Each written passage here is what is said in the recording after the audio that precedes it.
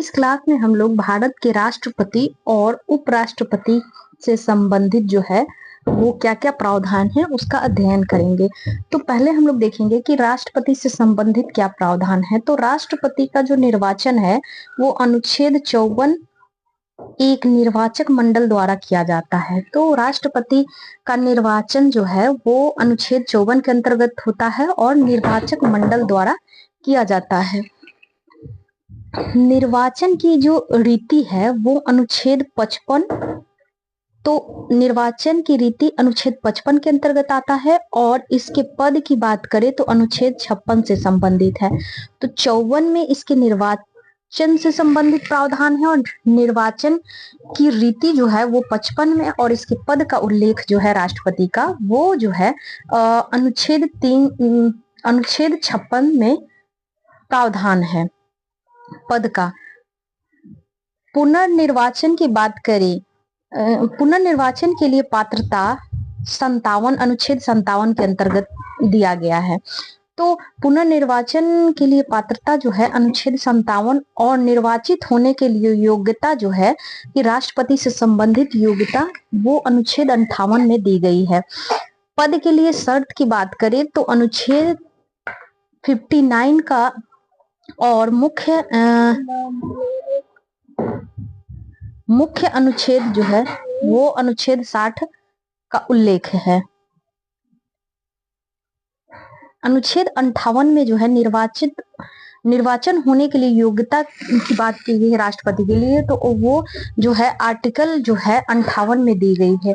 पद के लिए शर्तों की बात करें तो अनुच्छेद 59 में दी गई है और अनुच्छेद 61 में महाभियोग से संबंधित प्रावधान है।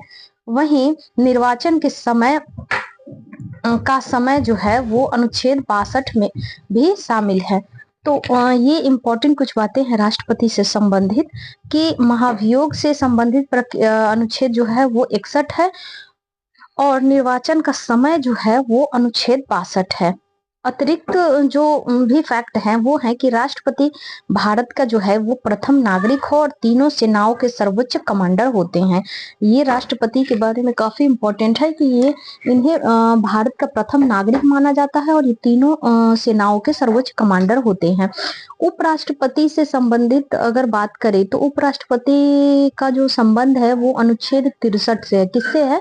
अनुच्छेद 63 से है। राष्ट्र में एक उपराष्ट्रपति होगा, वह राज्यसभा का पदेन सभापति होता है। इसका वर्णन जो है वो अनुच्छेद आर्टिकल 64 में है। तो उपराष्ट्रपति जो वाइस प्रेसिडेंट होता है उसका जो आर्टिकल है वो है 63 और राज्यसभा का पदेन सभापति होता है उपराष्ट्रपति, तो उसका जो प्रावधान है वो है अनुच्छेद 64 में। जब राष्ट्रपति का पद रिक्त हो तो उपराष्ट्रपति कार्यवाहक राष्ट्रपति के रूप में कार्य करेगा। इसका जो वर्णन है वो उल्लेख किया गया है अनुच्छेद 65 में। तो जब राष्ट्रपति उपस्थित ना हो तो उसके विलंब में जब कार्यवाहक राष्ट्रपति के रूप में कार्य करता है उपराष्ट्रपति, तो उसका उल्लेख जो है अनुच्छेद 65 में किया गया है। उपराष्ट्रपति का निर्वाचन से संबंधित अगर बात करें तो अनुच्छेद जो है 66 में उपराष्ट्रपति का निर्वाचन से संबंधित प्रावधान है। संसद के दोनों सदनों के सदस्यों द्वारा उस उपराष्ट्रपति का निर्वाचन होता है और इसके कार्यकाल 5 वर्ष होता है। ये अनुच्छेद जो है 67 में प्रावधान है। पद की रिक्ति भरने के लिए निर्वाचन अनुच्छेद 3 पद की रिक्ति भरने के लिए निर्वाचन अनुच्छेद 68 और राष्ट्रपति द्वारा शपथ जो है उपराष्ट्रपति को ये 69 के अंतर्गत किया गया है। अन्य आकस्मिकताओं में राष्ट्रपति के कर्तव्यों का निर्वहन अनुच्छेद 70 भी शामिल है। राष्ट्रपति के जो भी कर्तव्य हैं उनके निर्वहन का उल्लेख जो है आर्टिकल 70 में किया गया है।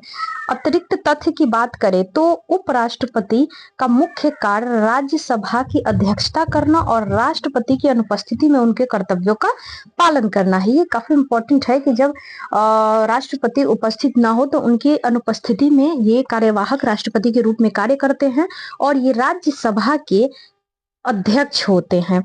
अन्य महत्वपूर्ण प्रावधान की बात करें तो राष्ट्रपति और उपराष्ट्रपति के निर्वाचन से संबंधित विषय की बात करें तो ये दोनों अनुच्छेद 71 के अंतर्गत आता है। सर्वोच्च न्यायालय द्वारा ये सुप्रीम कोर्ट द्वारा तय किए जाते हैं। क्षमादान की बात करें तो अनुच्छेद 72 और संघ की कार्यपालिका शक्ति का विस्तार अनुच्छेद 63 में किया गया है।